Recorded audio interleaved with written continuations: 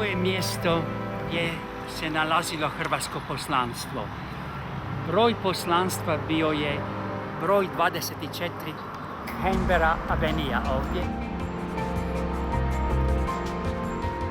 Mislim da niko nije niti blizu mislio da će poslanstvo trajati toliko dugo.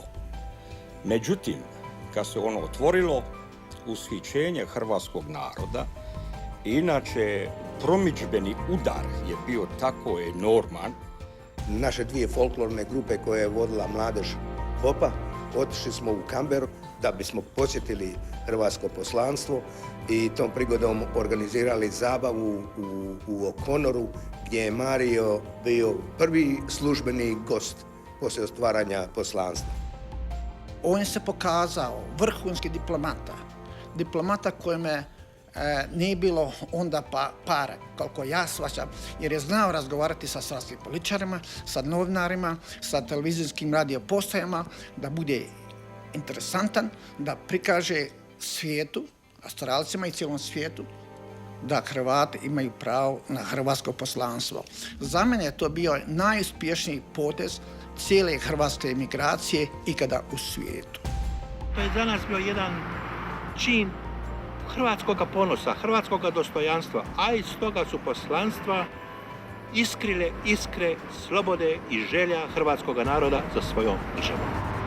To je jedinstvena priča koju ima hrvatski narod i to hrvatski narod u Australiji koji je tim činom otvaranja hrvatskog poslanstva pokazao da želi svoju državu, da želi da njegovi službeni predstavnici bude hrvatska država.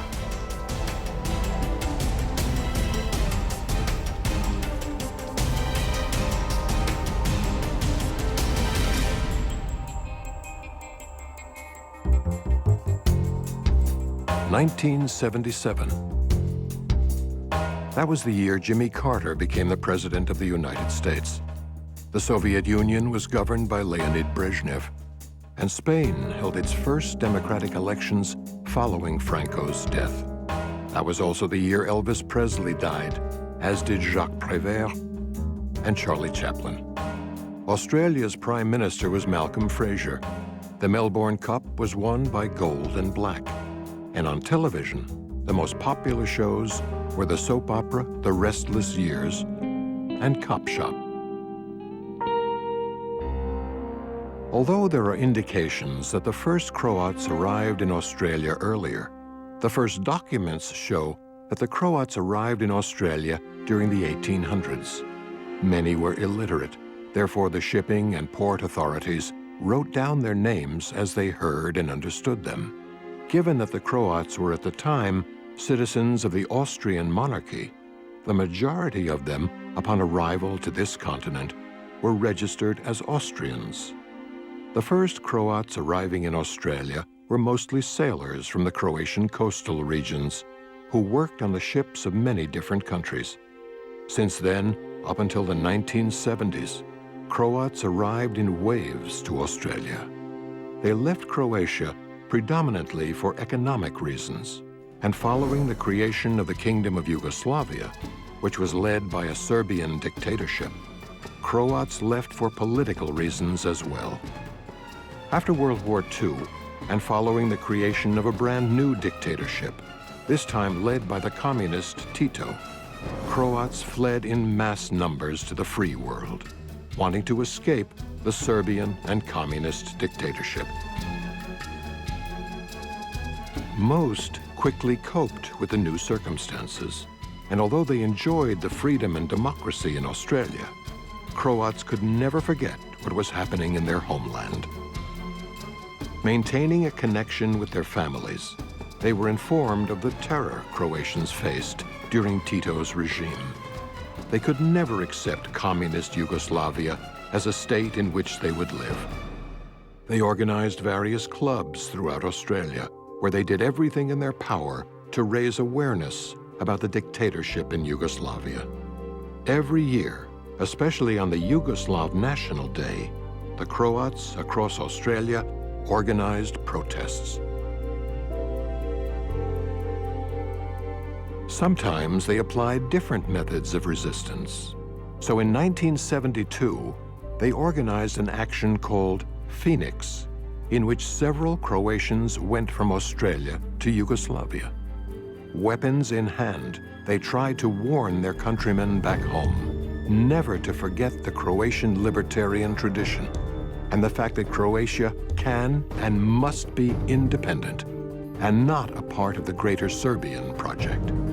Yugoslav police murdered a large number of participants in these actions.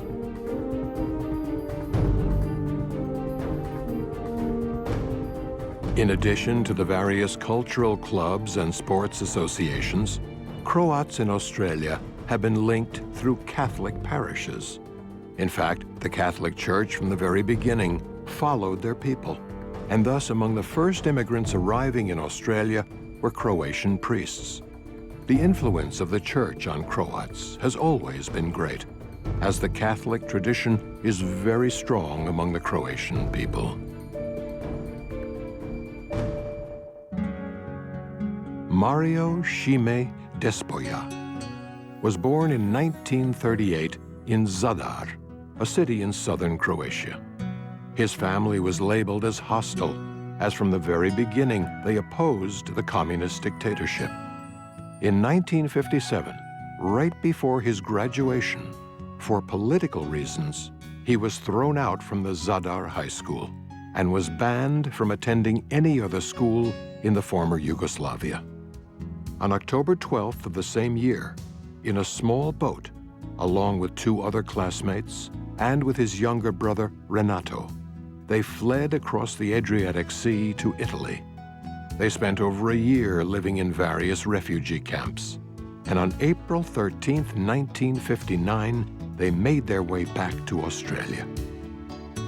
Mario spent the following 12 years doing various jobs, working in factories and in agriculture, but he also tirelessly studied the English language and Australia's history.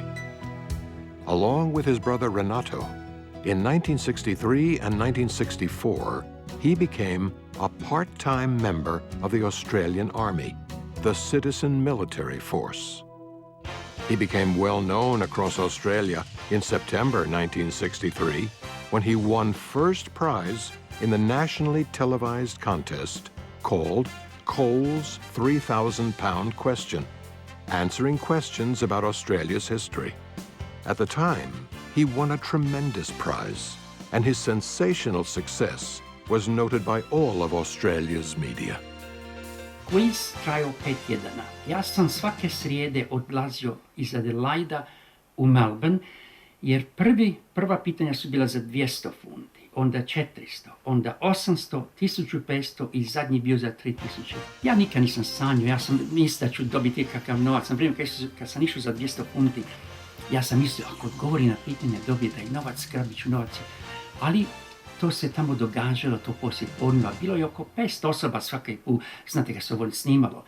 Kad sam ja odgovorio na ona prvih 6 pitanja i kad me ovaj gospodin pitao, Mario, hoćeš li uzeti novac ili će se vratiti natrag? Ja sam bio spreman, kaže, svakako uzet ću novac, to je bio veliki novac, 200 funti, ali publika počela galamiti, vrati se. I ja, kaže, vratit ću se. Kad sam došao u Adelaide, natrag me je brat vidio, kaže, budalo jedna, upravo si izgubio 200 funti. 2 tjedna nakon što se ovo snimilo, ja sam se vozio taksijem i glavna vijest na novostima je bila kako taj mladić koji je tek u Australiji, 4 godine, koji nije znao uopće riječ engleski prije nego što je došao, da je dobio tu nagradu. I nije bilo novine u Australiji kome to me nije pisao. Najveća novina, mislim najtiražnija novina u Australiji, Herald. Kad sam došao za zadnje pitanje, kad su mi postavili pitanje za 3000 funti, onda je tog jutra i Herald imao članak sa naslovom History could be made. In May of 1964, he received Australian citizenship. He was the first Croat to complete studies at an Australian university. After graduating in March of 1971, he left for Canberra. He entered the civil service and remained in it until November 28, 1977. He worked at the Bureau of Census and Statistics and at the Aboriginal Affairs Department. He was also the father of Natasha Despoja. And at 26, Natasha became the youngest woman to enter the Australian Parliament. Natasha also became the first person of Croatian heritage to be a member of Australia's federal parliament. The establishment of an unofficial Croatian embassy in Canberra in 1977 was the most important and the most successful political enterprise Croats created in Australia and throughout the diaspora. How did the idea for the establishment of the Croatian embassy come about? Ideju smo dobili od ovih urođenika ovdje. 72. godine oni su otvorili ambasadu koja se zvala Aboriginal Embassy. Oni i koja je potrajala neko tjedan, dva i onda je vlada skinula. Prva stvar koju smo njih naučili da smo mi otvorili naše poslanstvo ili našu ambasadu na takozvani državni dan, jugoslavenski državni dan. Australci, aboriđini su je otvorili na njihov državni dan, 26. siječnja. I to je izazvalo senzaciju. Drugo, što je vrlo važno, otvorili smo poslanstvo ili ambasadu u mjestom gdje će pasti u očima svima. Mi smo otvorili u Canberra Avenue, koja je bila važna avenija. To je diplomatsko područje tamo. A onda smo naučili najvažniju pouku koju smo dobili, da smo mi otvorili naše poslanstvo na privatnom zemljištu, tako da da vlada nije mogla ništa. Zgrada je trebala da bude na prominentnom mjestu, tako da smo negdje bili u nekom zakutku, onda nikoga to ne bi interesalo. Nismo htjeli da upada u oči. Sam način otvaranja ovog našeg poslanstva je bio spektakularan, znate, pa i iz tog razloga su se mnogi zainteresirali za to.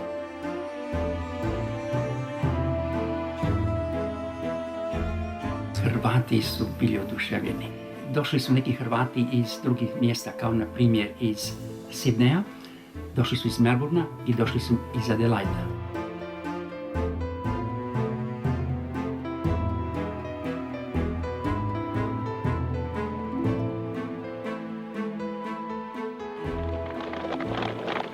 Htio bih da naglasim da je ovo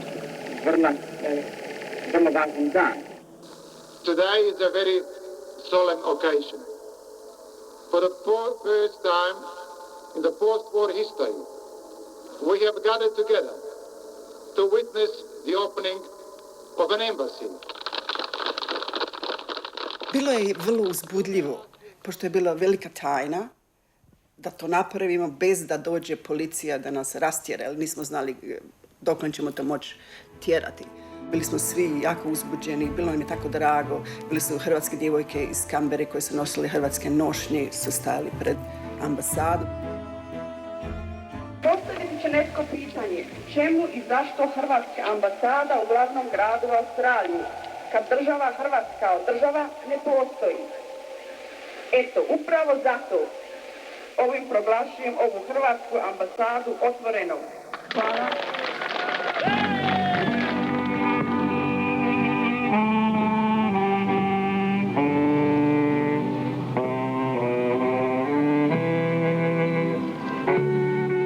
Dan kasnije otvorenja, o tome nije bilo tiska Australije, o tome nije pisao. Velike bi bili otpori od jugoslavenske ambasade i drugih raznih političkih organizacija i tako da se to napravilo jako pametno, jako tiho i na brzinu da se to otvorilo i tako da je to bio surprise za svakoga to vrijeme. Otvaranje hrvatskog poslanstva je zaista najvažniji pothvat kojega je hrvatska emigracija napravila. Do tada mi smo uvijek reagirali na ono što nama jugoslavenski diplomatski predstavnici podbace i UDBA. Oni su sada počeli reagirati na ono što smo mi napravili, oni su se počeli buniti, oni su počeli protestirati kod australske vlade i zahtijevati da se poslanstvo zatvori, jer su inače prijetili oni za prekidanjem diplomatskih odnosa. Jugoslavijska vlada je tek doznala dan ranije, kad smo imali oglas u Canberra Times, kad smo rekli hrvatsko poslanstvo, čitajte sutrašnje novine. Danas, na sam dan otvorenja, je izašao veliki oglas koji je dao razloge zašto se otvarati. Čak smo citirali jedan članak iz Povelje Ujedinjenih nacija i dali program. Croats from all across Australia came to visit their embassy, which did not necessarily have the same legal status as a genuine one. However, in a symbolic sense, it was much more than this. Croats from Europe and America also came to visit. They have come here for a simple reason, to show that we do represent an overwhelming majority of Croatians in Australia. In other words, that we are not alone. How many Croatians are there in Australia? About 160,000. And how many do you hope to be coming up here? We hope up to 20,000. Ned, how many people have come up with you today from Sydney?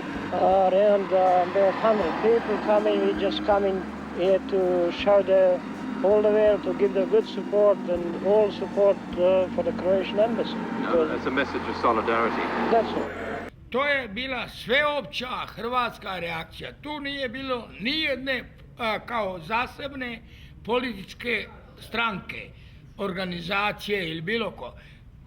Hrvatskog slobodičkog pokreta, Hrvatske seljačke stranke, Hrvatske mladeži ili bilo koje druge hrvatske stranke. To je bilo naše sveopće oduševljenje.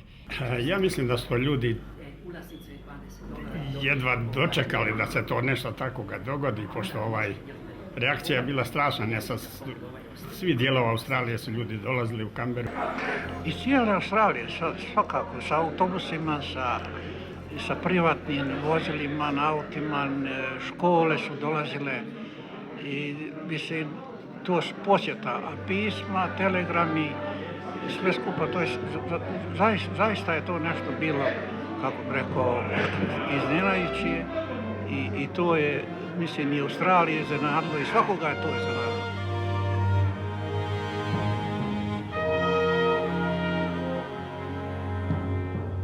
The signed guest list shows the kind of interest held for this Croatian activity. A similar example could not be found anywhere else in the world. The Australian state had sent a top-secret telegram to the world's leading powers, advising them what to do. Australska vlada tražila je savjet od 12 drugih vlada u svijetu. Ja i mogu, među njima su London, Paris, Beč, Washington, Kopenhagen, Wellington, Novom Zelandu. Tražili su savjete preko svojih diplomata, savjete 12 drugih vlada kako da postupe s poslanstvom. Interesantno, što nisam znao da svo ono vrijeme znao je bi bio to iskoristio u propagandne svrhe. Najoštriji su bili Kanađani, jer su se jadnici oni bojali da će Ukrajinci, ne Hrvati, nego Ukrajinci kojih ima u Kanadi dosta, da bi Ukrajinci mogli dobiti istu ideju pa da oni otvore ukrajinsku ambasadu. Najljepše, najpametniji su reagirali ovi Kopenhagen, Danci. Danci su rekli, ne, mi nemamo taj problem, ali vjerojatno da se nešto ovdje ostvari, mi smo ignorirali. The Yugoslav ambassador was constantly on the verge of a nervous breakdown. Particularly, he was constantly asked by his colleagues and by journalists about the Croatian embassy. The first time would have been one of the many times I was called into the ministry, the foreign ministry, to be told that Yugoslavia considered the embassy, the Croatian embassy in Australia, to be an affront to the Federation of Yugoslavia, and that I must ask the Australian government to remove it. I thought it was funny.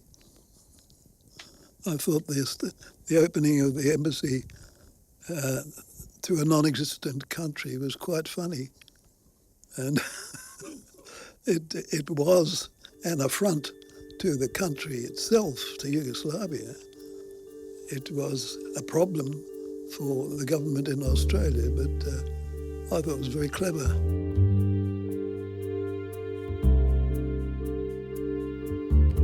In other words, this embassy is supported by an overwhelming majority of Croats. Kad sam imao te puste intervjue, onda ja sam dao, ne da sam rekao direktno, nego to bože spustio sam u zrak ovo, dao sam dojam kao da je australijska vlada znala da ćemo otvoriti ambasadu, da nisu ništa na tome napravili. Interesantno, kad je Jugoslavija, da sam ja bio na mjestu jugoslavijskog ambasadora, ja bi bio ignorirao poslanstvo. Mi bi ga bili zatvorili nakon tjedan dana, iako smo platili rentu za mjesec dana. Ali on je napravio veliku grešku. 10. prosinca on je dao onu famoznu izjavu gdje je napravio ono što smo čekali. Strašno je napao australsku vladu što su to dozvolili da se to napravi i tražili da se odmah zatvorimo. Kaže da smaknemo, da se zatvori, onda kako sam lijepo izrazio, kaže da je poslanstvo provokacija protiv integriteta i suvereniteta Jugoslavije. Kad je on to rekao, onda je to zabiralo Hrvate diljem svijeta, znači poslanstvo smo što smo htjeli. Svrha Jugoslavijske ambasade ovdje, Hrvati uopće nemaju nikakve veze s tom ambasadom, neće da imaju i onda drugim riječima je nepravedno da Hrvati nisu predstavljeni ovdje nikoga. To je bilo interesantno i za njih, je to bilo smiješno, na primjer, kako su pravili viceve na račun jednog jugoslavenskog ambasadora. Jer, na primjer, svaki put bilo mi je rečeno kad bi jugoslavenski ambasador išao na neke prijeme tamo da bi ga pitali, gdje je hrvatski ambasador, šta nema njega, šta on nije pozvan i takve stvari. Pravili, on je bio predmet ismijavanja, jel te? I ono što je novinarima bilo drago, znate, jer jer mi smo bili mala grupa mladih ljudi tamo i naša akcija, naš pothvat nije ugrozio ni živote, ni imovinu ljudi. Jel te, bilo je nešto što nije štetilo nikome, nego samo Jugoslaviji, jel te, njihovom integritetu i suverenitetu, a onda pravilo je sprdačinu od njih, jel te, i tako da su australski novinari, za njih to nešto bilo smiješno. In order to be more present in the media, Mario Despoja and his team constantly created new initiatives. So through the press, they sought insurance and gardeners. The unofficial Croatian embassy was active for 23 months. The total cost of this activity was 116,000 Australian dollars. This was the common price for the yearly maintenance of a small football club at the time. Overall, the mission was funded by voluntary contributions of Croats from Australia and the rest of the world. Mi nikad nismo javno tražili novčana sredstva. Ovako, kad bismo razgovarali, onda su ljudi znali, jer nismo htjeli. Osobno ja sam mislio, kad se poslanstvo zatvori, nisam htio da ostane novac. A kome će taj novac ići, ovo ili ono? Bili su doprinosi pojedinaca i organizacija. I hvala Bogu, ne možemo reći da su ovi ili oni doprinijeli više. Sve su organizacije doprinijele u mogućnosti, u njihovim mogućnostima. Moram naglasiti da su doprinijeli dosta ova dva kluba u Canberri. Nogometni klub na Deakenu i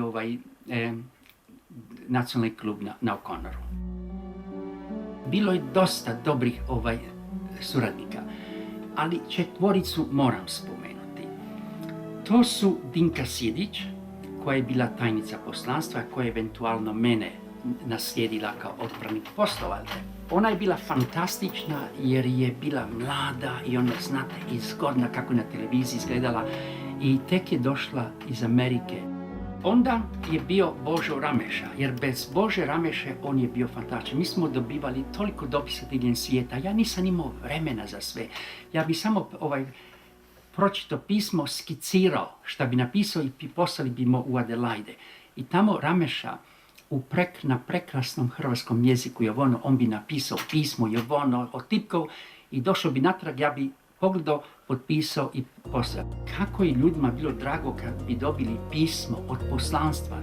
Faust Šešelja Mario je došao iz Adelaida i mi smo se upoznali, tako reći, u istoj zgradi gdje smo radili u Canberri. I ta ideja kad se stvarala o stvaranju hrvatskog poslanstva, on je to meni saopćio, dolazio je kod mene u našu kuću, mene i moje supruge.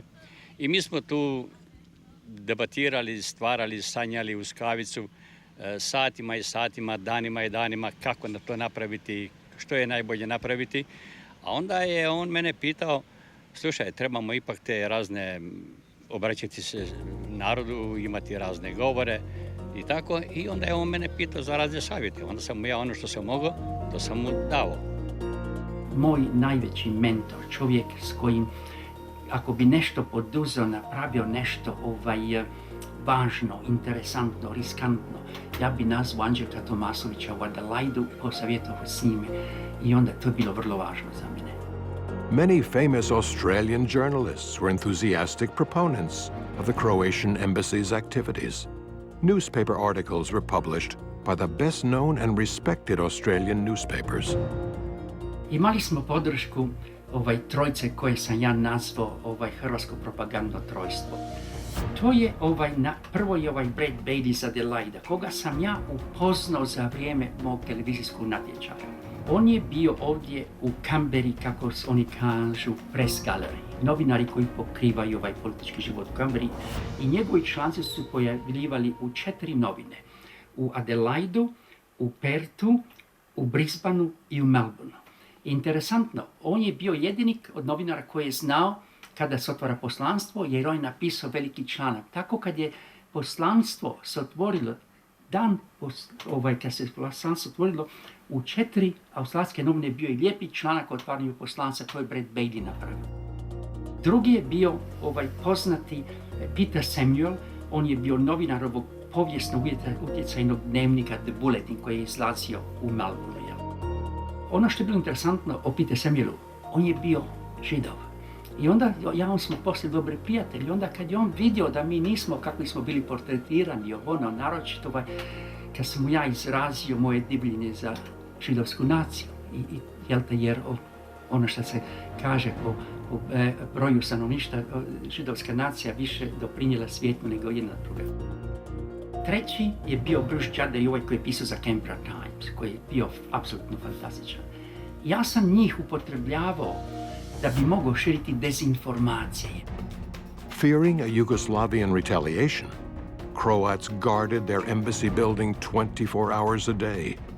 However, even with heavy security, something entirely unexpected occurred. My friends were part of the ski club and I was tagging along with them. And we showed up early in the morning to get the list at the student union. And at the top of the list was getting the emblems from the Croatian Embassy. Now, obviously, the students in the student union knew that this was a topical issue at the time, and they usually deliberately had one item on it, on the scavenger hunt that nobody would get, that was just kind of clever and they're tantalising. Now, this particular item was there and was at the top of the list, and it had 5,000 points on it. And so nobody expected anybody to do that. It was there just to show how clever the people at the student union were, that they knew what was happening in politics, because it was an issue that was in the paper and people were talking about the issue around the Croatian Embassy. Everything else on the list was like 50 or 100 points. So my friends and I very quickly realised that getting those signs was the deal breaker. You won if you got those signs. Nobody else, even if somebody else got every other item. And remember, we parked right out the front, right in front of the embassy. We went and climbed up.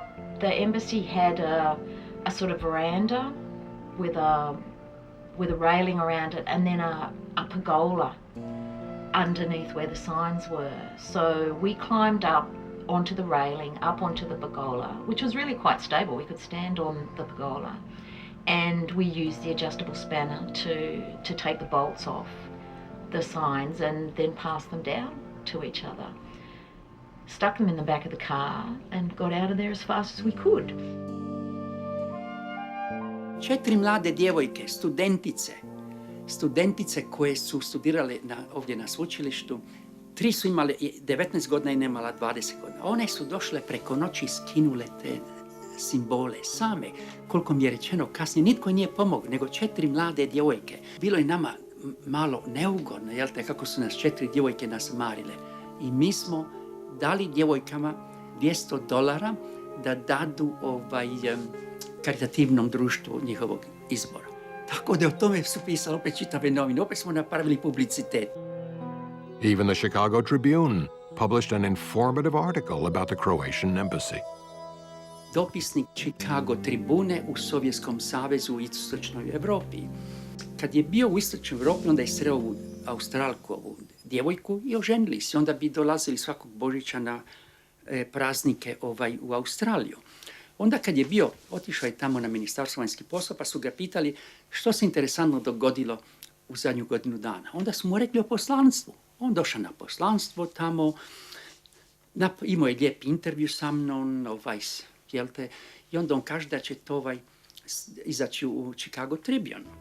Ja sam mislio, to je glupost. I ja sam njega zaboravio. Jedanput ja dobijem iz Chicaga paket koji je poslao nečat od ovoga Frasilje Grubišića, veliki članak iz Chicago Tribune. I njegov, kako su Hrvati Chicago reagirali. Nisam mogao vjerovati. Skoro polovica stranice u Chicagu Tribuni koja se smatra they are the greatest newspapers in the world, da je najveća novina na svijetu. I bila je slika zgrade našeg poslanstva i moja slika tamo. Onda nakon toga, tjedan dana nakon toga, dobio sam članak koji je napisao velečasni Silvije Grubišić za hrvatsku danicu, hrvatski tjednik. Kaže kako je ugodno bilo vidjeti nešto gdje se tako pozitivno piše o Hrvatima. The opening of the Croatian embassy was enthusiastically welcomed by all Croatian newspapers that were published in the diaspora. The embassy, in every possible way, tried to initiate an awareness of the fact that Croatians are a distinct people with their own history and a people who deserve to have their own independent state, free from Serbian terror and domination. Da sam ja znao da će to trajati 23 mjeseca, bila bi drugčija priča. Kroz ona 3 mjeseca nije bilo tjedna da nisam dobivao prijetnje. I ono što je bilo najinteresantnije, uvijek sam vidio da su prijetnje bile dane iz javnog telefona, ne negdje jel te. I onda, jel te, tako da sam ono što kažu, ko se sam čuva i Boga čuva, jel te. Ja sam poduzimao ove mjere opreznosti, jel te. Na primjer, Blaž Kraljević, koji je bio glavni za sigurnost zgrade, on je uvijek znao, on i Dinka su uvijek znali gdje sam ja. Na primjer, da oni nisu čuli o meni, da nisu znali da gdje sam ja bio sat ili 2, oni bi odmah došli u kontakt s policijom, tako da policija bi zatvorila uzletište. Jednog dana dobio sam prijetnju na engleskom jeziku. Kad bi neko me nazvao i prijetio, ne bi spustio, nego ja bi slušao, tako da bi mogu da bi dobio dojam odakle taj govori, da bi mogao prepoznati glas i ono. Ali ova je prijetnja bila na bezakcentnom engleskom jeziku. I čovjek mi kaže, je li znaš šta se dogodilo ovo Georgiju Markovu na Waterpoolu, mostu u Londonu? Ja prije nego što sam imao vremena da mu kažem da, on kaže, samo zapamti što se njemu dogodilo, ispustio te. I vi znate što se dogodilo Georgiju Markovu. Tjedan, 2 prije toga, on je bio poznati bugarski disident u Londonu. Tjedan dan prije toga on je hodao mostom i osjetio da ga je nešto ubolo. I onda se okrenuo, vidio čovjek sa kišobranom gdje nestaje. Nakon 2-3 dana umro je. Mene je bilo lako tako meni napraviti, jer ja sam skoro bio svakog tjedna izvan Canberre. Pozivali su me Hrvati diljem Australije, sam bio u svakom mjestu sam bio. Što je smetalo Jugoslavenima i Ministarstvo vanjskih poslova ovdje? Onaj znak, simbol, da smo mi imali grb. To ne bi smetalo, ali mi smo imali 2 znaka koji kažu hrvatsko poslanstvo ili na engleski Croatian Embassy. Znači sve ovo što se događalo radilo se o tim znakovima. Da smo mi sklonili znakove dolje, nikome ništa. Despite the sheer size of this Croatian promotional venture, was the fact that it never did in any way violate Australian law. The Croatian Embassy proved the vastness of Australian democracy, as it was the only country, until a different law was enacted, where it was possible for an embassy to exist without the legitimate existence of a country. Mi nismo napravili ništa protuzakonito. Nigdje, ni u jednom zakonu ne piše da narod bez države ne smije otvoriti ambasadu. Ništa. Da je bilo protuzakonito, ja ne bi imao ništa s time. Jer nije meni bilo u interesu osobno i kao čovjeku i kao Hrvatu da napravim ili da budem dio nečega što bi bilo protuzakonito, što bi nama škodilo. The Croatian embassy closed on October 25th, 1979, following almost 23 months of existence. It was an undertaking in which the Croatian community, for the first time in the years following World War II, defeated the powerful and seemingly invincible propaganda machinery of communist Yugoslavia. Following their defeat in Australia, this propaganda effort never recovered. In this endeavor, the Croatian community was the first to demonstrate knowledge and skill in understanding and applying Australian law and the democratic rights of citizens on this continent. For the first time, the Croatian community gained the favor and respect of Australian politicians, the media, and the Australian public. In that pursuit, for the first time in the history of this continent, Croats and the Croatian name was not identified with fascism and terrorism. Indeed, this ludicrous lie, which had been constantly emphasized by the Yugoslav propaganda machine, was dissipated. For the first time, Australia took notice, along with several international media outlets, as they began to write about the uniqueness of Croatians as a people, Croatian history and culture, and their right to an independent state. Ono što smo htjeli pokazati da mi nismo protiv Slovenaca, Srba i ono, da smo bili protiv Jugoslavije kao tvorevine, da je to bila umjetna tvorevina i da mi smo htjeli svoju državu. Mi smo bili željni Hrvatske, ne da u njoj vladamo mi, nego samo da narod mora reći ono što misli, što želi. For just over 2 years, this place, the Croatian Embassy, which is just down the road from Parliament House in Canberra, has been a very effective thorn in the side for the Australian Department of Foreign Affairs and for the Yugoslav government. The Croatians want independence from Yugoslavia, and they've used this embassy here to push their point. Today, though, at a news conference inside the building, the two officials, Mario Despoja and Dinka Sidic, together with Liberal MP Bruce Goodluck, announced to a fairly surprised group of reporters that this most successful PR organisation was closing down. The Croatian Embassy has made its point.